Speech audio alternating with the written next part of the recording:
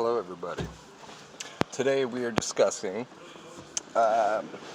if a vehicle comes in, specifically this vehicle is a 2015 Chevy Tahoe. Basically the customer complains that the driver's side blows somewhat cold, but not nearly as cold as the passenger side. Okay. That's really the only information we were given. It's one of those customers that turns the key, pushes the gas pedal, so he can only tell us a certain amount of things. So us being the technicians and the diagnosticians that we are, we have to go from there. Okay, now normally, basically it's a cut and dry. You test the blend door actuator. In some cases, you pull the blend door actuator out, you turn it with a screwdriver, make sure the door isn't hindered, and bang bang, there you go. It's very, very typically a blend door actuator. On this one, not quite as cut and dry. Okay, these have a tendency to have evaporator issues, which you're pulling the dash for, or blend door issues. Now, typically they'd be on the side, down here.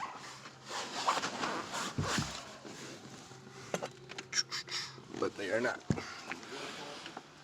Yes, they are above the HVAC, which you can't see.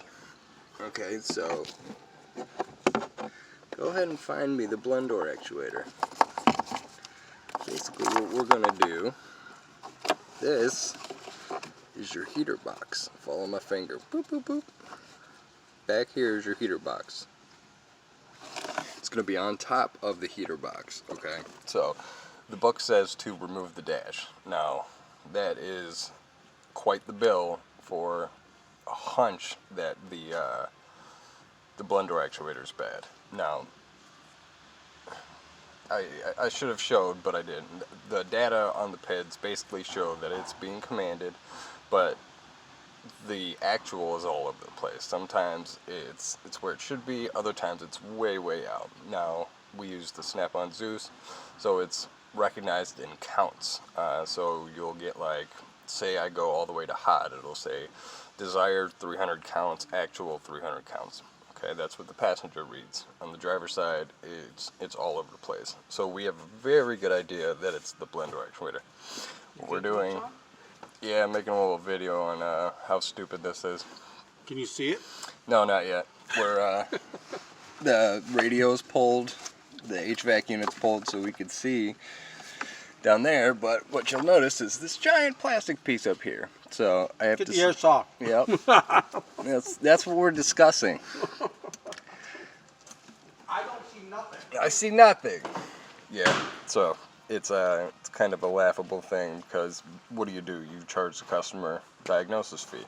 Well, if I'm pulling your entire dash, I mean, that could be 10 hours. So that's a $1,000 diagnosis fee, and we haven't even got to the repair yet. So this one has a little trick. If you can get the radio out, get the HVAC unit out. Now, most of these are pop panels. Okay, so this just pops off. Alright, this pops off. That's what all these are. They are what hold the clips in. Okay, anything like this obviously is screwed in. Okay, so this would be your center console where your cup holders are. Okay, and down here is where your HMI or human whatever, and multi-interface module is. This would be where your HVAC unit is, and this would be where your radio is. Okay, so now that we've come this far, I wanted to stop and show people how this is not as cut and dry. Now, keep in mind, this is a 2015 Tahoe.